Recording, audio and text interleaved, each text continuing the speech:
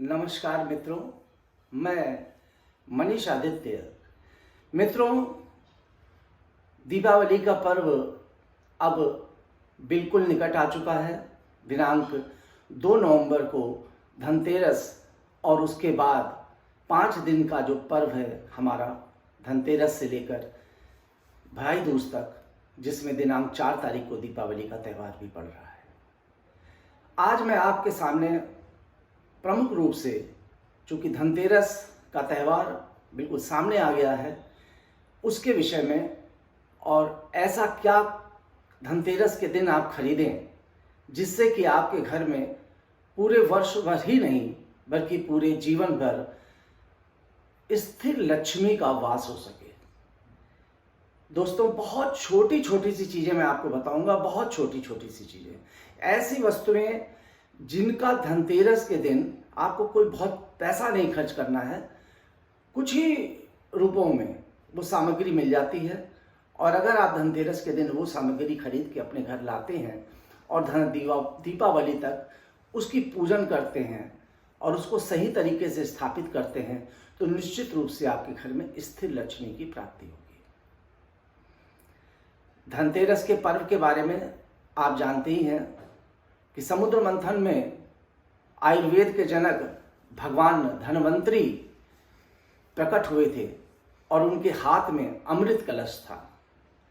अमृत कलश लेकर धन्वंतरी आयुर्वेद के जनक जब प्रकट हुए तो उसी वजह से धनतेरस का पर्व मनाया जाता है। और अमृत कलश के रूप में हम बर्तन खरीदते हैं, पात्र खरीदते हैं, क्योंकि वो पात्र लेकर प्रकट हुए थे, इसीलिए धनतेरस के पर्व में बर्तन खरीदने की प्रथा है। तो हर व्यक्ति, आप देखेंगे कि कल 2 नवंबर को बाज़ारों में बर्तन खरीदने की भीड़ लगी होगी और सड़कों पे भी बर्तनों के और पूजन सामग्री के, लक्ष्मी गणेश के अलग अलग वस्तुओं के लिए दुकानें भी लगी होंगी।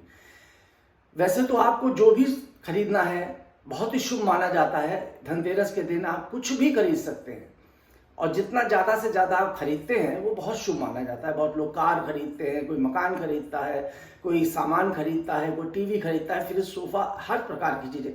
मगर मैं आपको जो चीज़ बताने जा रहा हूँ मित्रों, अभी मैं छोटे छोटे से कई एपिसोड में आपको बताऊँगा। अभी प्रथम एपिसोड में मैंने थोड़ी भूमिका ज़्यादा बांधी है क्योंकि धनतेरस का पर्व के बारे में भी मुझे बताना था और शुभ मुहूर्त भी आपको बता देता हूँ। इसका शुभ मुहूर्त, शॉपिंग का जो शुभ मुहूर्त होता है, खरीदारी का जो शुभ मुहूर्त है, सबसे शुभ मुहूर्त शाम को 6:18 से रात में 8:24 तक का पड़ेगा। इसके अतिरिक्त आप दिन भर कुछ भी खरीद सकते हैं, ऐसा कुछ नहीं है। खरीदारी के लिए सारे मुहूर्त अच्छे हैं, परंतु ये एक बहुत ही स्थिर लक्ष्मी का मुहूर्त है। आपको मैं जो सामग्री बताने जा रहा हूँ आप नोट करें। सबसे पहला बहुत ही साधारण सी चीज़ है आंवला। हर बाजार में इस समय आंवला बिक रहा है, मंडियों में आंवला बिक रहा है। आप आंवला घर में खरीद के लाएं, 2 आंवले, 4 आंवले, 5 आंवले आप खरीद के कल की तारीख में अवश्य लेके आएं और इसको आप दीपावली तक अवश्य अपने मंदिर के पास रखें। दूसरी सामग्री आपको जो बताने जा रहा हूं वो है धनिया। अब धनिया देखिए, साबुत भी आती है और धनिया, हरी धनिया भी आती है। आपको साबुत धनिया भी थोड़ी लानी है और बिल्कुल ताजी धनिया देखिएगा जिसमें मुरझाई ना हो, उसकी एक गड्डी जरूर ले आइएगा और इसको धनतेरस के दिन किसी गमले में लाकर मंदिर के पास बो दीजिएगा। हल्का पानी छिड़क के इसको लगा रहने दीजिए, दीपावली तक लगा, इसको कम से कम ये हरी धनिया लगी जाए और जो साबुत धनिया है वो भी आप अवश्य ले जाइएगा। 2 सामग्री मैंने आपको वो बताई, ये जो खाने वाली सामग्री है। खाने वाली सामग्री में ही मैं अभी पहले वाले में बता रहा हूँ, उसके बाद मैं कुछ अन्य सामग्री बताऊँगा। ये मैंने 2 फल बताए, 2 सब्जियाँ बताई हैं और मैं आपको 2 या 3 फल बता देता हूँ।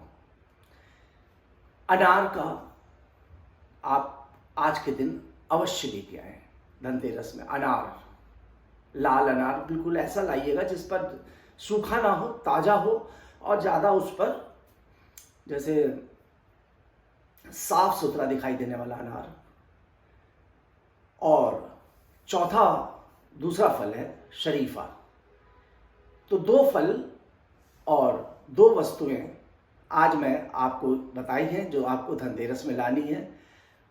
अगले एपिसोड में मैं आपको कुछ पूजा की वस्तुएं बताऊंगा। बहुत बहुत धन्यवाद मित्रों, नमस्कार।